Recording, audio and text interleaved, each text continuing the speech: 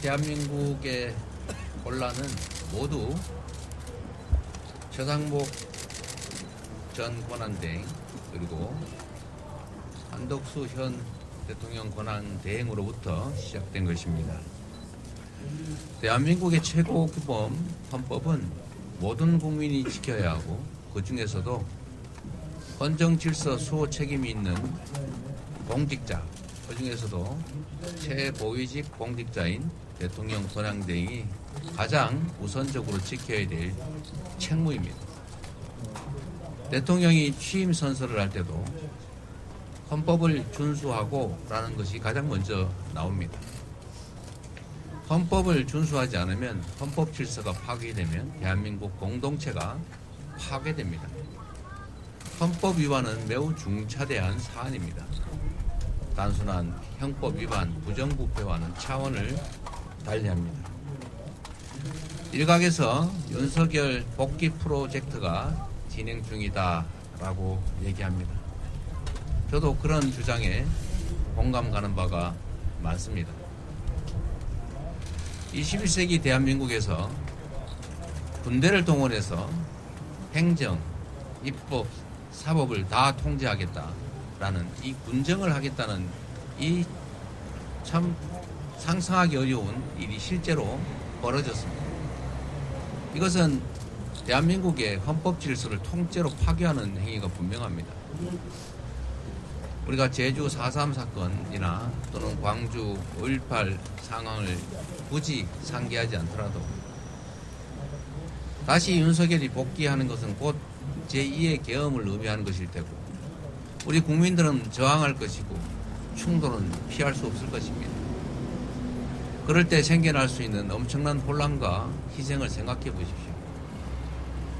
광주라는 한 지역이 고립되어 있을 때 생기는 그 피해와 대한민국 수도 서울을 포함한 대한민국 전역이 군사계엄에 노출되고 국민들이 저항할 때 생겨나는 그 엄청난 혼란 그리고 엄청난 유혈 사태를 대체 어떻게 감당할 수 있겠습니까?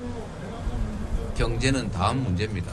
국민의 생존 문제, 국민의 인권과 안전에 관한 문제입니다. 대한민국 국가의 존속에 관한 문제인 것입니다. 윤석열 대통령이 복귀할 경우에 생겨날 수 있는 일을 우리 국민 여러분께서도 한번 상상을 해보시기 바랍니다.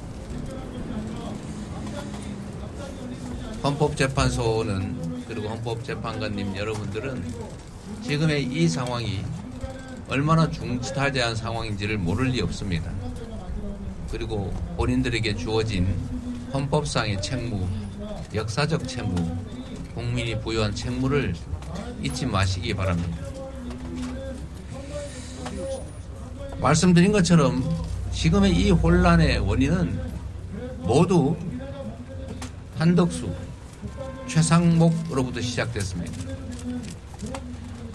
내란 주요 임무 종사자들은 전부 구속돼서 재판을 받고 있는데 내란 수괴는 해교한 논리로 석방돼서 활개를 치고 있습니다. 법률이 정한 내란 특검 지명 의뢰를 지금 몇 달째 하지 않고 있습니다. 명백한 불법 아닙니까? 의무적으로 지명을 의뢰하게 돼 있지 않습니까? 그 법률을 대놓고 몇 달째 어기고 있습니다. 그래서 결국은 내란 수괴가 석방돼서 이 혼란이 지속되고 국민들은 불안해하고 있는 것입니다. 또 한 가지 국회가 지명한 정식 의결을 해서 지명한 헌법재판관을 골라서 마음에 드는 사람은 임명하고 마음에 안 드는 사람은 임명 안 하는 것은 결국 국회의 헌법 구성 권한을 침해한 것 아닙니까? 명백하게 정면으로 헌법을 위반한 것입니다. 심지어 헌법재판소가 명확하게 판결했습니다. 임명하지 않는 것은 위헌이다. 헌법재판소법에 위헌 판결이 나면 그 취지에 따라 처분하여야 한다라고 하는 의무 조항까지 있습니다. 그런데 이것을 또 어기고 있습니다. 최상목이 어겼고 지금 한덕수 대행도 어기고 있습니다. 그래서 이 혼란이 생기고 있지 않습니까? 헌법에 도전하는 것을 넘어서서 헌법을 위반하고 헌정 질서를 통째로 파괴하고 대한민국을 불안하게, 국민을 불안하게 만들고 있습니다. 해서는 안 될 일이고 용서해서도 안 될 일입니다. 반드시 그에 대한 책임을 물어야 하지 않겠습니까?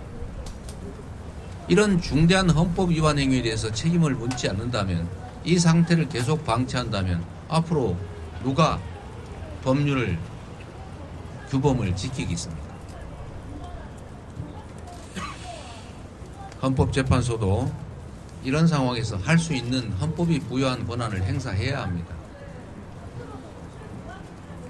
헌법재판관을 임명하지 않는 것이 위헌이다, 그에 따른 처분의 의무가 있다고 하면 그걸 헌법기관이 불이행하고 있을 때 당연히 그 보완 권한을 행사해야 되지 않습니까?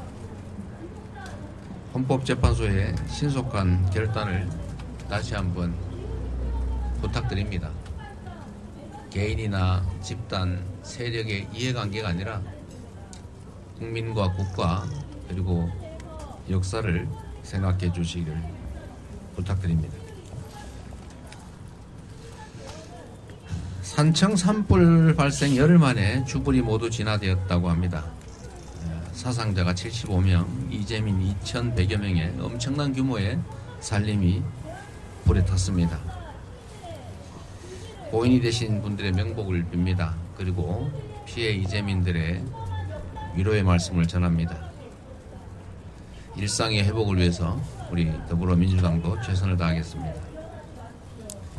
정부가 재난재해 대응과 민생 지원을 위해서 10조 원 규모의 추경 추진을 발표했습니다. 다행이긴 한데 너무 적고 그 내용도 매우 부실합니다. 이런 정도 규모로 지금 경제 회복이 되겠습니까? 민생 회복이 될 수 있겠습니까? 그런데 더 가관인 것은 사안이 시급하니 국회 심사를 생략하자 뭐 이런 말을 하고 있다고요. 급하면 미리미리 하면 되지 않습니까? 이 와중에 어떻게 하면 국회 심의를 피해서 마음대로 국가 재정권을 행사해 볼까, 이런 꼼수를 생각합니까? 그리고 재난 대책이, 화재 대책이 긴급하면 예비비를 쓰세요. 뭘 자꾸 말 가지고 장난하던데, 지금 현재 즉시 집행할 수 있는 산불 관련 예비비 다시 한번 말씀드리겠습니다. 산림청에 1,000억의 예비비가 편성되어 있습니다. 지금 쓰세요. 행안부에 3,600억의 재난 관련 지원 예산이 있습니다. 그거 쓰세요. 4,600억입니다. 국가 예비비에 재난 관련 예비비가 1조 6천억이 있습니다. 그거 국회 심의 없이 지금 즉시 집행할 수 있으니까 쓰세요. 이것만 합쳐도 2조 600억 원입니다. 그리고 채무 부담을 통해서 재난에 대비할 수 있는 국회가 이미 승인해 놓은 금액이 1조 5천억이 있습니다. 합계 3조 5,600억이 지금 즉시 집행할 수 있습니다. 이걸 왜 안 씁니까? 이거는 쓰지도 않으면서 무슨 추경을 한 해 만에 하면서 그 와중에 정치적 공세를 하고 있습니다. 예비비를 깎아서 재난 대응 예산이 없다는 그런 회개한 거짓말을, 지금 가족을 잃고 전 재산을 불태우고 생애 기반을 다 잃어버린 그 국민들 앞에 그런 장난 하고 싶습니까? 측은지심도 없습니까? 국민의힘도 정부도 재난당해서 울고 있는 이 국민들 앞에 그런 정쟁, 장난 그만하십시오. 최소한의 양심이 있어야지. 이런 걸 가지고 인면수심이라고 합니다. 얼굴은 사람인데 속마음은 동물이라 그 말이죠. 어떻게 이런 짓을 할 수 있습니까? 미국이 나흘 뒤인 4월 3일부터 수입 자동차에 25% 관세를 부과하겠다고 이미 했습니다. 완성차부터 핵심 부품까지 수출하던 대한민국 경제 관련 산업에 큰 피해가 현실로 다가왔습니다. 산업통상자원부가 비상대책을 4월 중에 발표하겠다고 합니다. 이때까지 뭐 했습니까? 불날 것 같은데 예방을 해야지, 불난 다음에 예방대책 세우겠다고 지금 하는 것입니다. 온 나라가 비상상태인데 유독 정부만 전혀 비상하지가 않습니다. 신속한 국가의 정상화만이 침몰하는 경제를 살릴 수 있습니다. 기업과 민간의 노력만으로 이 문제를 풀 수 없습니다. 정부가 나서서 해결해야 합니다. 정부가 무능하니 국회라도 나서야 합니다.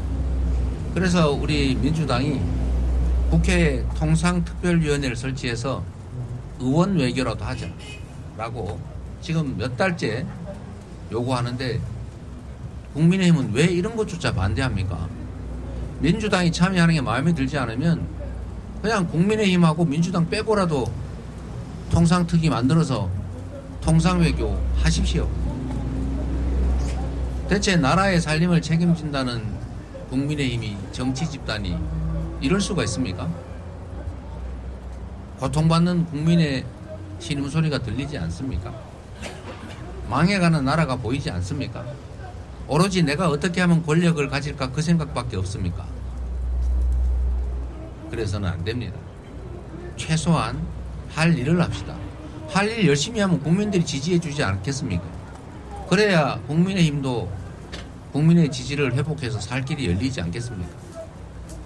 지금처럼 윤석열의 복귀나 획책하고 헌정질서 파괴에 올인하고 시도 때도 없이 온갖 거짓말을 하고 죽어가는 국민들 앞에서 이런 정쟁이나 벌이면서 어떻게 나라를 책임지겠습니까?